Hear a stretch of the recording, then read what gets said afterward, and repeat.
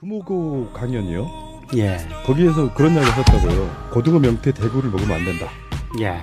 그리고 북태평양 고등어 등은 방사능에 오염됐다. 요거를 예. 이제 후쿠시마 괴담이라고 하는 거잖아요. 일단 제가 그렇게 얘기하는 근거는 북태평양에서 오염된 일본산 수산물이 지금도 들어오고 있어요. 그리고 그거를 정부가 식약처에서 이거를 측정을 합니다. 지금은 정밀하게 측정 안 해요. 그렇지만 초창기에는 정밀하게 측정했었어요. 그래서 적은 양도 다 이렇게 밝혀내고 이렇게 했었는데, 제가 정보 공개 요청을 해가지고 식약처로부터 받은 데이터를 보면 일본에서 들어오는 수산물이 세슘이 나오는 게 굉장히 많았었습니다. 그리고 한 번 들어올 때 수십 톤씩 들어왔고요.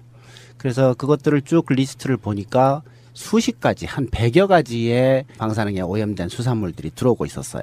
그래서 그걸 다 먹지 말아야 되겠다, 이렇게 생각을 하는데 가지수가 너무 많은 겁니다. 실천이 불가능해요. 그래서 실천 가능한 그런 기준을 잡으려고 그 데이터를 계속 읽어봤더니 양을 갖고 한번 제가 따져봤어요. 그랬더니 세 가지 생선이 95% 이상이에요. 그걸 제가 알아낸 거죠. 그래서 야, 이 세 가지만 안 먹으면 95% 이상을 조심하는 셈 아니냐. 그게 바로 고등어, 명태, 대구. 그렇죠. 실제로도 안 드시고 계세요? 예, 안 먹고 있어요. 이게 사실 그 고등어, 명태, 대구 이런 종류는 바다에서 있는 물고기들 중에 먹이사슬 중에 위쪽에 위치하는 애들이잖아요. 예, 먹이사슬은 제가 모르겠지만 그래서 좀 덩어리가 크니까. 예, 그래서 작은 물고기들, 방사능에 오염된 작은 물고기들을 잡아먹으면서 몸 안에서 농축된다고 알고 있거든요. 특히 내장. 근데 그거는 이제 방사능 물질 따라 다를 겁니다. 방사능 물질이 이제 핵사고가 일어나면 한 1000여 가지가 나오거든요. 그 중에서 이제 반감기 아주 짧은 거 제외하더라도 100가지 이상이 나옵니다. 근데 그 중에 이제 우리는 세슘 요오드만 재지만 100가지 이상이 나오고 있거든요. 그러니까 그 중에는 중금속 방사능 물질도 있고 뭐 아주 가벼운 것도 있고 가스도 있고 뭐 할 거 아닙니까? 예, 그 중에서 이제 중금속은 말씀하신 대로 농축이 되겠죠. 예. 그렇지만 다른 것들은 또 체내에 아예 안 들어오는 것도 있고요. 들어와서 아예 안 나가는 것도 있고요. 천차만별입니다. 그 방사능 물질마다 다 다르죠. 핵발전소에 관한 방송을 많이 했기 때문에 우리도 귀로 들은 동량이 너무 많아가지고 사실 기준치라는 게 있지만 사실은 방사능에 대해서는 기준치가 의미가 없는 거. 일단 그렇게 우리가 알고 있고요. 예, 맞습니다. 0mm라도 들어있으면 안 먹는 게 좋은 거잖아. 그걸 왜 괴담이라고 하죠? 그렇죠. 네. 그런데 또 근해산 수산물은 아직 안 나온다고 말씀하시는데요. 예, 지금 이제 정부도 재고 있고 시민방사능 감시센터도 지금 측정을 하고 있는데 하여튼 지금 6년 정도 됐으니까 우리 근해까지 왔을 것 같은데 지금 측정한 결과를 보면 태평양산은 꾸준히 나오고 아직도 근해산은 괜찮고, 그 농산물도 보면 일본산은 나오고 한국산은 안 나오고 이렇거든요. 예. 그래서 바람이 분명히 편서풍 따라서 미국 쪽으로 분 것 같다. 우리나라 토양은 괜찮다. 그리고 아직 우리나라 근해는 괜찮다. 이렇게 저는 보고 있는 거죠. 그리고 그 판단 근거는 전부 정부 자료예요. 정부가 측정한 결과 예. 가지고 제가 얘기하는 겁니다. 그럼 그래서- 뭐 지난 10년의 정보를 믿을 수가 없기 때문에 그 자료조차도 사실은 신뢰성이 많이 떨어진다고 볼 수 있잖아요. 근데 이제 나왔는데 안 나왔다고 얘기할 수는 있지만 네. 안 나온 걸 나왔다고 하진 않았겠죠. 그래서 그냥- 나온 거는 믿을 수 있는 숫자라고 저는 보는 겁니다. 프랑스 같은 경우에는 원전이 많이 있어서 근해에서 나는 미역을 우리나라처럼 출산 후에 먹는 거를 금지를 하고 있는 품목 중에 하나가 미역이에요. 예. 근데 우리나라는 굉장히 아직까지도 많이 먹고 있거든요. 예. 그 차이가 뚜렷하더라고요. 예, 예. 미역 얘기를 좀 하자면 마음이 좀 굉장히 복잡해집니다. 왜냐하면 미역 양식을 하는 제 친구들이 많아서. 근데 이제 원전에서는 이제 액체 폐기물을 많이 버려요. 그리고 그게 불법이 아닙니다. 법에 허용이 돼 있어요. 그래서 지금 원전 근처에 있는 이제 바다들이 조금 오염이 돼 있는 상황이거든요. 예. 그리고 그것들은 이제 시민단체에서 측정해도 나오고 아마 정부에서 측정한 그 킨스라는 데서 매년 측정합니다. 이제 거기도 보면 나오고 있죠. 그래서 원전 근처에는 지금 바다도 오염돼 있고 공기도 오염돼 있고 땅도 오염돼 있고 이런 상태입니다. 안전하다고 이야기를 하는데 현실적으로 그 주위에 있는 공기와 땅과 바다가 오염되고 있다는 것 자체가 안전하지 않다는 반증이잖아요. 안전하다고 말하는 근거가 뭐예요? 자기들이 기준치를 넘어서지 않았다는 뜻인가요? 그렇죠. 기준치라는 게 그래서 필요한 겁니다. 기준치 이하는 괜찮다라는 논리를 펴는 거죠. 사실 우리나라 농산물은 세슘이 안 나오고 일본산은 나오기 때문에 당연히 우리나라 게 더 안전하다 이렇게 말할 수 있는 건데 기준치를 정해요. 그래서 그 기준치 이하는 안전하다 이렇게 얘기합니다. 근데 이 기준치가 너무 높아요. 사실은 의학 교과서에는 기준치 없다라고 돼 있어요. 그래서 정비례 관계가 있다고 정비례 그래프가 아예 나옵니다. 예. 그러니까 정비례 관계면 원점에서 출발하잖아요. 0일 때만 제일 안전한 거 그렇지, 아닙니까? 그렇지. 농산물도 마찬가지잖아요. 무농약이 제일 안전하잖아요. 그다음에 친환경이고. 이참에 조선일보 본사를 월성원전 옆으로.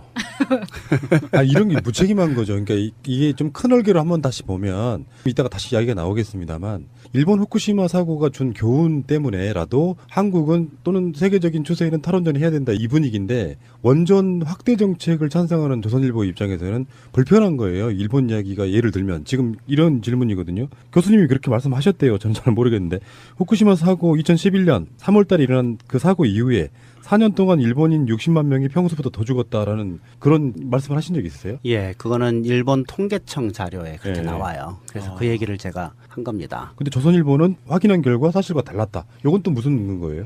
몰라요. 뭘 봤는지. 하여튼 저는 일본 정부의 통계청 네. 자료에 보면 그래프가 나오거든요. 대개 이제 선진국들이 인구가 살살살 올라가다가 딱 섰다가 살살살 내려옵니다. 좌우 대칭이에요. 근데 일본 인구는 2011년 봄부터 갑자기 내려와요. 그리고 4년간 100만 명이 갑자기 줄어요. 거의 직선으로 내려옵니다. 그리고 이 그래프 밑에 일본 정부가 좀 설명을 해놓는데 100만 명이 줄었다라는 것에 대한 설명이 좀 있어요. 그 인구 줄려면 세 가지입니다. 많이 죽거나 덜 태어나거나 이민 나가거나 셋 중 하나입니다. 그래서 죽은 사람 증가분이 60만 명, 덜 태어난 사람 감소분이 30만 명, 그리고 10만 명이 이민 들어온 사람보다 나간 사람이 많았다. 이렇게 설명하고 있거든요. 그래서 일본 정부 자료를 제가 얘기한 거예요. 괴담이라면 일본 정부가 괴담을 한 거죠. 그 세 가지 모두 사실은 그 인구 문제에서는 굉장히 심각한 문제들이네요. 굉장히 심각한 문제예요. 그래서 저는 적어도 일본 정부가 이 원인을 캐야 돼요. 그리고 설명을 해야 됩니다. 예를 들어서 지금 후쿠시마 핵사고 난 다음에 몇 명 죽었는지 혹시 아세요? 그 핵사고 때문에 죽은 사람 수 아세요? 데이터가 안 나오고. 모르죠. 왜? 정부가 조사 안 하니까. 민간에선 조사합니다. 그리고 언론기관에서도 이런저런 얘기를 해요. 그러나 정부는 조사 안 해요. 그래서 사실은 몰라요. 근데 아베 총리는 없다라고 얘기하죠. 우리가 방송을 했던 아주 적확한 표현은 뭐냐면 일본은 버린 땅이 됐어. 그 버린 땅이 된 거를 세계 만방에 알리면 일단 물건도 안 팔리고 관광객도 안 들어와요. 그러니까 일본 입장에서는 숨길 수밖에 없는 자료라고 생각이 드는데 요거를 조선일보가 쉴드 쳐주고 있는 거야. 사실은 조선일보가 그런 방식으로 해서 자기들의 이익 또는 자기들 집단의 이익을 위해서 일본을 지금 보호하고 있는 형국인 거예요. 이 괴담이라고 말하는 게 이런 거잖아요. 그렇게까지 조선일보가 지금도 친일하고 있다. 이렇게 얘기까지. 그러니까 자기들의 이익을 위하다 보니까 그 얼개가 일본을 보호하는 쪽으로 가버리는 그런 부분인 거잖아요. 거기 누가 더 상식적인가요, 그게? 근데 그런 생각이 언뜻 들게 합니다. 지금 우리 정부도 보면 일본산 수산물 방사능에 오염돼 있는데 기준치 하니까 안전하다 이 얘기를 지금도 하고 있는 거고 여태까지 해왔었고 이제는 아마 달라질 거라고 보는데 원자력계는 계속 그렇게 얘기한단 말이에요. 그 왜 오염된 일본산 식품을 국민 입속에 집어넣으려고 하느냐 그런 생각이 언뜻 많이 들어요. 방사능이 있는 양만큼 비례해서 위험하다고 돼 있는데 그러니까 당연히 방사능이 없는 국산이 더 안전한 건데 왜 오염된 걸 먹으라고 자꾸 권하는 거냐. 일본 어부들의 이익을 대변할 이유가 뭐가 있냐. 그런 생각이 계속 드는 거죠, 저는. 그 답은 우리가 알고 있죠. 천황폐하 만세를 했던 신문이에요. 일본이 안쓰러운 거야, 미치게. 대한민국 국민은 죽어도 돼.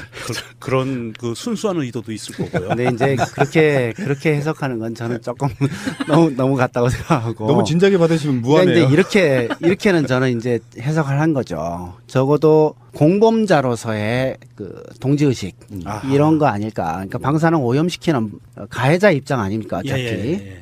그리고 자기들도 그래서 사고 낼 수 있는 그런 상황인 거고 지금도 방사능을 내뿜고 있고 그래서 방사능이 안전하단 말은 반드시 해야 되는 상황이니까 그러니까 똑같은 범죄를 저지른 저 사람도 큰 죄가 없다고 얘기하고 싶은 거죠. 그러니까 일본에서 핵발전소가 폭발을 해서 그렇게 오염됐는데도 불구하고 우리는 아직은 안 폭발했는데 폭발한 동네 거 먹어도 되니까 우리 거는 우리 핵발전소는 많이 안전해. 네. 뭐 이런 논리인가요? 하여튼 뭐 지금 원자력계가 이제 안전하다고 얘기하는 거에 가장 일반적인 그 논리가 기준치 이하라서 안전하다 이거거든요. 지금 조선일보만 갖고 이야기하기엔 좀 그래요. 정말 처음으로 나오셨기 때문에 우리가 궁금한 건 지금 적폐처럼 쌓여 있어. 적폐처럼 그래서 조선일보 거는 한 가지만 간단하게 여쭤보겠습니다. 싹이 뭐예요? 싹. 싹.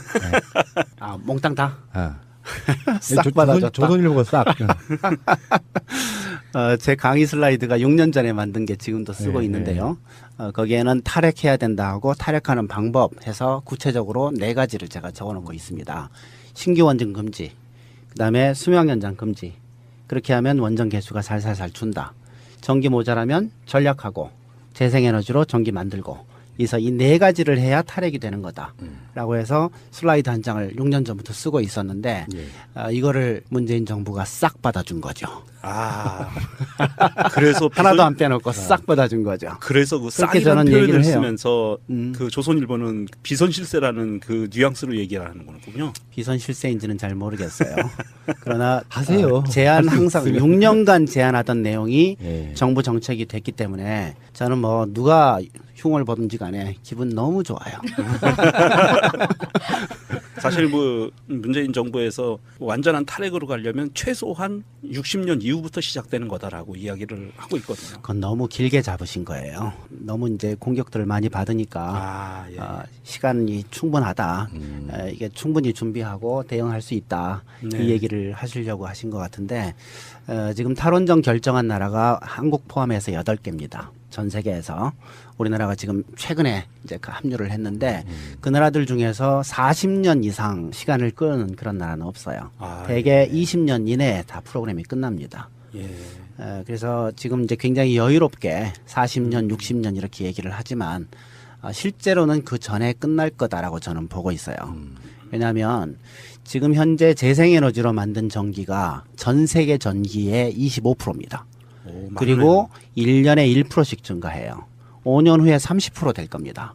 그리고 20년 내로 50% 넘어가요. 분명합니다. 그리고 그 후에 20년 내로 거의 100% 육박할 겁니다. 재생에너지의 지금 성장 속도는 아무도 못 말려요. 그래서 석탄, 석유, 가스, 우라늄 다 필요 없어요. 그렇게 갈 겁니다. 굉장히 빠른 속도로 올 거고 그래서 저는 50년 후에 세계 탈핵이 된다. 이렇게 예측하고 있거든요. 그리고 5년 후가 되면 태양광 풍력이 원자력이나 석탄보다 훨씬 싸진다. 이거는 뭐 세계적으로 다 알려져 있는 내용이라서 지금 전기요금이 오를 거라고 생각하죠? 아니에요. 재생에너지 때문에 낮아집니다. 더 싸져요. 그래서 지금 선진국에서는 수십 년 전부터 이 재생에너지가 더 싸다라고 평가하고 있고 그리고 우리나라에서는 좀 비싼데 우리나라의 특수성 때문에 그렇습니다. 태양광 올리려면 땅 필요하죠. 땅값이 비싸요.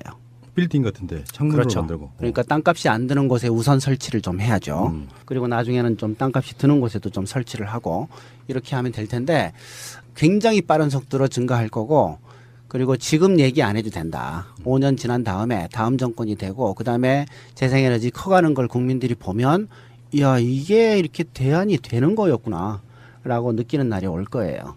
그래서 절대 40년 못 갈 거라고 생각해요. 그러니까 일부에서는요 문재인 대통령의 탈핵 정책이 좀 너무 더디다 하시는 분도 일쪽이 있는 것이고 예. 저쪽에서는 좀 너무 급진적이다 이렇게 표현하기도 하는데 지금 원전 새로 짓고 있는 것이 총 5개 중에 2개를 정지시키는 걸 공론화위원회 만들어서 결정하겠다는 거잖아요. 맞습니다. 나머지 3개는 지금 짓고 있는 거예요. 그러니까 아직 탈핵 시작 안 한 거라고 보거든요. 그렇죠. 지금 이제 탈원전 공약했지만 이번 5년 동안에 원전 개수가 3개가 증가해요. 예. 그리고 화력도 사실은 더 증가합니다. 지금 이제 폐쇄하기로 한 거보다도 올해 완공되고 내년까지 완공되는 게 화력이 10개쯤 돼요. 그래서 신규 화력들이 계속 들어오고 원전도 3개가 더 들어오고 하기 때문에 지금 발전소가 많아집니다. 예. 당장은. 근데 이제 6년, 7년 지나면 1년에 1개나 2년에 1개씩 줄은 거죠. 그렇게 돼 있는 상황이라서 전기요금이 오른다 아니면 전기가 모자란다 이런 거는 정말 현실을 모르는 얘기입니다. 예. 근데 문재인 대통령이 취임하고 나서 6월 19일 날이면 거의 취임 한 달 정도 넘었을 때 거리 원전 1호기 영구정지 선포식에 직접 갔어요. 예. 거기에 그 탈원전 하시는 분들 모이셔가지고 소리 지르고 거의 축제 분위기였었는데 그럼요. 여기서 상징적인 어떤 사건이었지 않습니까? 예. 근데 궁금한 게요. 지금 5개 중에 2개의 어떤 신고리 5,6호기 공론화위원회라는 개념이 일단 공사 진척 사항이 좀 낮은 거 때문에 신고리가 지정된 거예요? 예, 그렇습니다. 나머지 3개는 지금 95% 이상 완공이 됐어요. 그래서 그거는 이제 아마 완공을 시킬 것 같고요. 아직 논의는 없습니다만 신고리 5,6호기는 지금 20% 정도 지금 완공이 됐기 때문에 매몰 비용도 그렇게 크지 않고 그래서 이거는 스톱을 시키자라는 거죠. 사실 제일 좋은 거는 원전 하나 건설이 끝나고 다음 원전 시작하기 전에 딱 끝내면 매몰 비용 없고 좋을 텐데 우리는 항상 원전을 짓고 있는 상황이거든요. 지금 현재 5개를 짓고 있으니까. 그러니까 어디선가 선을 그어야 되는 겁니다. 그래서 신고리 5,6호기를 포함시킬 거냐 아니면 신고리 5,6호기 다음부터 없앨 거냐 뭐 이제 이게 논쟁인데 사실 공약사항에는 신고리 5,6호기 건설 중단이에요. 그러니까 공론화할 필요 없습니다. 근데 공론화를 안 하고 그냥 하면 매몰 비용이 발생하는데 이 매몰 비용이 어차피 국민 세금으로 부담되는 거니까 국민들의 동의를 받겠다. 이제 이런 의도인 것 같아요. 그러면 전체적인 기조는 문재인 정부 이후부터는 새로 짓는 원전이 일단 없다. 그리고 사회적 연한이 다 된 거는 절대 연장하지 않고 바로 끝내겠다. 요거죠. 그렇죠. 큰 틀은 이런 건데. 그렇죠. 왜냐하면 미역 양식을 하는 제 친구들이 많아서. 근데 이제 원전에서는 이제 액체 폐기물을 많이 버려요. 그리고 그게 불법이 아닙니다. 법에 허용이 돼 있어요. 그래서 지금 원전 근처에 있는 이제 바다들이 조금 오염이 돼 있는 상황이거든요. 예. 그리고 그것들은 이제 시민단체에서 측정해도 나오고 아마 정부에서 측정한 그 킨스라는 데서 매년 측정합니다. 이제 거기도 보면 나오고 있죠. 그래서 원전 근처에는 지금 바다도 오염돼 있고 공기도 오염돼 있고 땅도 오염돼 있고 이런 상태입니다. 안전하다고 이야기를 하는데 현실적으로 그 주위에 있는 공기와 땅과 바다가 오염되고 있다는 것 자체가 안전하지 않다는 반증이잖아요. 안전하다고 말하는 근거가 뭐예요? 자기들이 기준치를 넘어서지 않았다는 뜻인가요? 그렇죠. 기준치라는 게 그래서 필요한 겁니다. 기준치 이하는 괜찮다라는 논리를 펴는 거죠. 사실 우리나라 농산물은 세슘이 안 나오고 일본산은 나오기 때문에 당연히 우리나라 게 더 안전하다 이렇게 말할 수 있는 건데 기준치를 정해요. 그래서 그 기준치 이하는 안전하다 이렇게 얘기합니다. 근데 이 기준치가 너무 높아요. 사실은 의학 교과서에는 기준치 없다라고 돼 있어요. 그래서 정비례 관계가 있다고 정비례 그래프가 아예 나옵니다. 은해산 수산물은 아직 안 나온다고 말씀하시는데요. 예, 지금 이제 정부도 재고 있고 시민방사능 감시센터도 지금 측정을 하고 있는데 하여튼 지금 6년 정도 됐으니까 우리 근해까지 왔을 것 같은데 지금 측정한 결과를 보면 태평양산은 꾸준히 나오고 아직도 근해산은 괜찮고 그 농산물도 보면 일본산은 나오고 한국산은 안 나오고 이렇거든요. 예. 그래서 바람이 분명히 편서풍 따라서 미국 쪽으로 분 것 같다. 우리나라 토양은 괜찮다. 그리고 아직 우리나라 근해는 괜찮다. 이렇게 저는 보고 있는 거죠. 그리고 그 판단 근거는 전부 정부 자료예요. 정부가 측정한 결과 예. 가지고 제가 얘기하는 겁니다. 그럼 그래서- 뭐 지난 10년의 정부를 믿을 수가 없기 때문에 그 자료조차도 사실은 신뢰성이 많이 떨어진다고 볼 수 있잖아요. 근데 이제 나왔는데 안 나왔다고 얘기할 수는 있지만 네. 안 나온 걸 나왔다고 하진 않았겠죠. 그래서 그냥- 나온 거는 믿을 수 있는 숫자라고 저는 보는 겁니다. 프랑스 같은 경우에는 원전이 많이 있어서 근해에서 나는 미역을 우리나라처럼 출산 후에 먹는 거를 금지를 하고 있는 품목 중에 하나가 미역이에요. 예. 근데 우리나라는 굉장히 아직까지도 많이 먹고 있거든요. 예. 그 차이가 뚜렷하더라고요. 예. 미역 얘기를 좀 하자면 마음이 좀 굉장히 복잡해집니다. 그러니까 정비례 관계면 원점에서 출발하잖아요. 0일 때만 제일 안전한 거 그렇지. 아닙니까? 그렇지. 농산물도 마찬가지잖아요. 무농약이 제일 안전하잖아요. 그다음에 친환경이고. 이참에 조선일보 본사를 월성원전 옆으로. 이런 게 무책임한 거죠. 그러니까 이게 좀 큰 얼개로 한번 다시 보면 이따가 다시 이야기가 나오겠습니다만 일본 후쿠시마 사고가 준 교훈 때문에라도 한국은 또는 세계적인 추세에는 탈원전을 해야 된다 이 분위기인데 원전 확대 정책을 찬성하는 조선일보 입장에서는 불편한 거예요. 일본 이야기가 예를 들면 지금 이런 질문이거든요. 교수님이 그렇게 말씀하셨대요. 저는 잘 모르겠는데 후쿠시마 사고 2011년 3월 달에 일어난 그 사고 이후에 4년 동안 일본인 60만 명이 평소보다 더 죽었다라는 그런 말씀을 하신 적 있으세요? 예, 그거는 일본 통계청 자료에 그렇게 예. 나와요. 그래서 그 얘기를 제가 한 겁니다. 근데 조선일보는 확인한 결과 사실과 달랐다. 이건 또 무슨 근거예요? 몰라요. 뭘 봤는지. 하여튼 저는 일본 정부의 통계청 네. 자료에 보면 그래프가 나오거든요. 대개 이제 선진국들이 인구가 살살살 올라가다가 딱 섰다가 살살살 내려옵니다. 좌우 대칭이에요. 근데 일본 인구는 2011년 봄부터 갑자기 내려와요. 예. 그리고 4년간 100만 명이 갑자기 줄어요. 하는 셈 아니냐. 그게 바로 고등어 명태 대구. 그렇죠. 실제로도 안 드시고 계세요? 예, 안 먹고 있어요. 이게 사실 그 고등어, 명태, 대구 이런 종류는 바다에서 있는 물고기들 중에 먹이사슬 중에 위쪽에 위치하는 애들이잖아요. 예, 먹이사슬은 제가 모르겠지만 그래서 좀 덩어리가 크니까. 예, 그래서 작은 물고기들, 방사능에 오염된 작은 물고기들을 잡아먹으면서 몸 안에서 농축된다고 알고 있거든요. 특히 내장. 근데 그거는 이제 방사능 물질 따라 다를 겁니다. 방사능 물질이 이제 핵사고가 일어나면 한 1000여 가지가 나오거든요. 그 중에서 이제 방광기 아주 짧은 거 제외하더라도 100가지 이상이 나옵니다. 근데 그 중에 이제 우리는 세슘 요오드만 재지만 100가지 이상이 나오고 있거든요. 그러니까 그 중에는 중금속 방사능 물질도 있고 뭐 아주 가벼운 것도 있고 가스도 있고 뭐 할 거 아닙니까? 예, 그 중에서 이제 중금속은 말씀하신 대로 농축이 되겠죠. 예. 그렇지만 다른 것들은 또 체내에 아예 안 들어오는 것도 있고요. 들어와서 아예 안 나가는 것도 있고요. 천차만별입니다. 그러니까 방사능 물질마다 다 다르죠. 핵발전소에 관한 방송을 많이 했기 때문에 우리도 귀로 들은 동량이 너무 많아가지고 사실 기준치라는 게 있지만 사실은 방사능에 대해서는 기준치가 의미가 없는 거. 일단 그렇게 우리가 알고 있고요. 예, 맞습니다. 0mm라도 들어있으면 안 먹는 게 좋은 거잖아. 그걸 왜 괴담이라고 하죠? 그렇죠. 네. 그런데 또 금호고 강연이요. 예, 거기에서 그런 이야기 했었다고요. 고등어, 명태, 대구를 먹으면 안 된다. 예. 그리고 북태평양 고등어 등은 방사능에 오염됐다. 요거를 예. 이제 후쿠시마 괴담이라고 하는 거잖아요. 일단 제가 그렇게 얘기하는 근거는 북태평양에서 오염된 일본산 수산물이 지금도 들어오고 있어요. 그리고 그거를 정부가 식약처에서 이거를 측정을 합니다. 지금은 정밀하게 측정 안 해요. 그렇지만 초창기에는 정밀하게 측정했었어요. 그래서 적은 양도 다 이렇게 밝혀내고 이렇게 했었는데 제가 정보 공개 요청을 해가지고 식약처로부터 받은 데이터를 보면 일본에서 들어오는 수산물이 세슘이 나오는 게 굉장히 많았었습니다. 그리고 한 번 들어올 때 수십 톤씩 들어왔고요. 그래서 그것들을 쭉 리스트를 보니까 수십 가지, 한 100여 가지의 방사능에 오염된 수산물들이 들어오고 있었어요. 그래서 그걸 다 먹지 말아야 되겠다. 이렇게 생각을 하는데 가지수가 너무 많은 겁니다. 실천이 불가능해요. 그래서 실천 가능한 그런 기준을 잡으려고 그 데이터를 계속 읽어봤더니 양을 갖고 한번 제가 따져봤어요. 그랬더니 세 가지 생선이 95% 이상이에요. 그걸 제가 알아낸 거죠. 그래서 야, 이 세 가지만 안 먹으면 95% 이상을 조심하